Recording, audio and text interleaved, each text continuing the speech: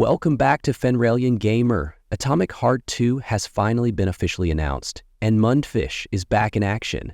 At the Summer Game Fest 2025, not only was the sequel unveiled, but also a brand new multiplayer project set in the same universe, The Cube.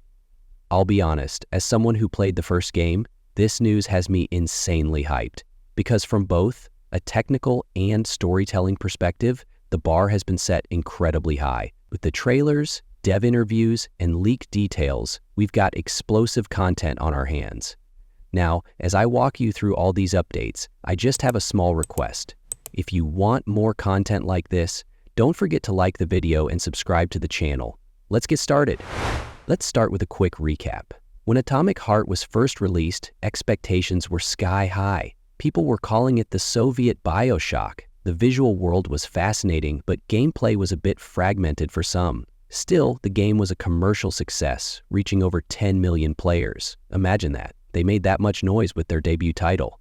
So naturally, when they started working on Atomic Heart 2, expectations multiplied. But this time, everything looks bolder, clearer, and much bigger. In an exclusive interview with Games Radar, Mundfish's CEO, Robert Bagratuni, openly discussed the lessons learned from the first game.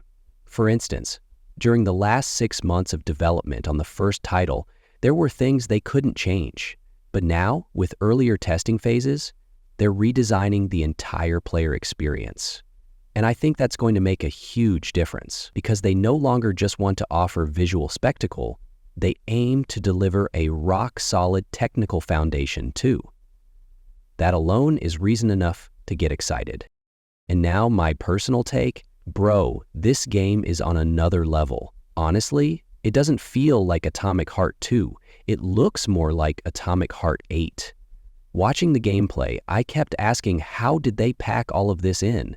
You drive vehicles, you fly, you parachute through the air, you wall run with a grappling hook, the battles are more kinetic, the cities have grown, enemy variety has exploded, and the effects are insane. One scene gives you Bioshock Infinite vibes, and the next scene dives deep into another dimension. It's impossible not to get lost in the overwhelming amount of detail. Character designs and environment transitions look way more fluid too. And speaking as a gamer, Atomic Heart 2 could easily be one of the biggest FPS titles of the year.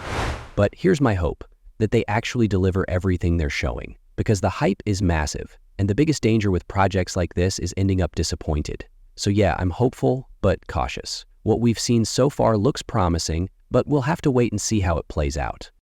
The story of Atomic Heart 2 will pick up where the first game and its post-launch DLCs left off. So this isn't just a new FPS experience, it's a chronological continuation of the universe. Mundfish is continuing its dystopian theme, focusing on the impact of technology on humanity. According to Bagratuni, this isn't a 40-minute Black Mirror episode, it's a much larger digital world, so we may be in for a richer, more layered narrative this time. Gameplay is also evolving along with the story.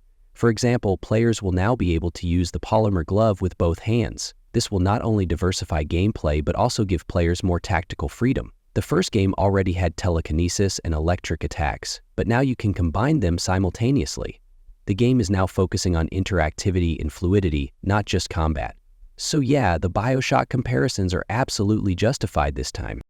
Interestingly, Mundfish wasn't even aware of most of these comparisons. CEO Bagratuni said in the interview, "We didn't take inspiration from Bioshock, we only noticed it when people started pointing it out.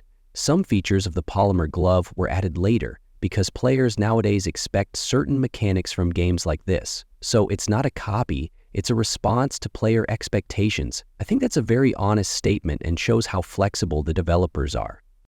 Now let's talk about the wild spin-off project called The Cube. It's an MMORPG shooter set in the Atomic Heart universe. Yes, you heard that right. Players try to survive and explore on a giant rotating cube with multiple biomes. Some creatures can be communicated with while others must be fought. There's a mysterious equation at the center of it all that could determine humanity's fate. And the events take place after the 4th DLC of Atomic Heart 1. Same universe, new style. The idea for the cube came from a pretty strange place. During a boring Zoom meeting, Mundfish's CEO suddenly envisioned this rotating cube concept, hung up the phone, and turned it into a game idea in 2 hours. Seriously, it's a bizarre but creative inspiration story. The game won't just be about combat, it will also involve storytelling, exploration, and character development. This is what sets it apart from your average multiplayer shooter. At least, that's the promise. The technology behind the cube is also on a whole other level. Baggertoony says, "We wrote our own physics engine to make this game and rebuilt the gravity system from scratch. The cube rotates, biomes constantly change, and everything has to be optimized in real time. That's why they're calling it a technological revolution." And yes, at first it sounds absolutely insane, but also super intriguing, because projects this ambitious usually either crash and burn or become legends. Here's my take again. The multiplayer shooter market is pretty much dead right now. Sony's Concord shut down in 2 weeks. EA canceled Respawn's project. Even Sega abandoned Hyenas. So yeah, everyone who says let's make an online shooter is failing miserably. In this climate, how will the cube survive and stand out? Big question marks, but this is exactly where Mundfish's decision to focus on exploration and storytelling brings a glimmer of hope.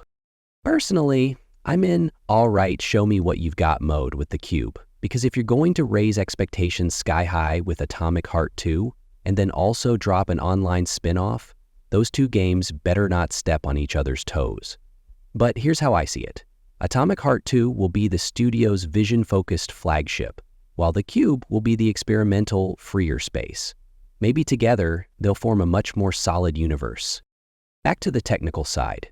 Mundfish claims this is the first time we've ever created a system with this many objects rotating in real time. That's a bold claim. Baggertoony literally says this is an art form, and weirdly, it might just be true.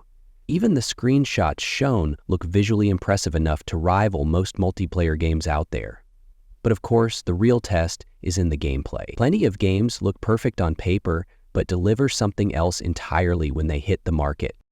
So in the end, my real hype is still with Atomic Heart 2. I loved the atmosphere of the first game, but yeah, it felt technically limited at times. Now what once felt like a demo is turning into a massive experience. Grappling hook, wall running, driving, giant cities, crazy enemy designs. If this isn't hype, what is? But I only have one wish. Please don't let this game disappoint, because the expectations this time are through the roof. Right now, player expectations are divided. Some people think Atomic Heart 2 might have too much going on and fear it could be overstuffed, but others, myself included, are thrilled by this richness. We haven't had an FPS that includes everything in quite a while. If Mundfish can balance it all, this might be the most satisfying game of the year in terms of gameplay and atmosphere. It's clear that Mundfish isn't just making games anymore. They're building a universe, and they're doing it not just by continuing a story, but by building it with brand new technological systems. For those who thought the success of the first game was just a fluke, Atomic Heart 2 might be their answer, and the cube could serve as a creative sandbox, showing what's possible within this world. If both succeed, this studio could become one of the industry giants in just a few years. But let me stress this again. Deliver what you're showing. We've seen plenty of hype trains in the gaming world, but we've also seen plenty of them crash. If you're releasing flashy trailers and making bold promises, you better back it up with gameplay that's fun, technically stable, and full of meaningful content. Gamers don't want to be misled anymore. Personally, I'm in tired of being disappointed mode. Will it really happen this time? We'll see. To wrap up, Atomic Heart 2 isn't just a sequel, it's a whole new level.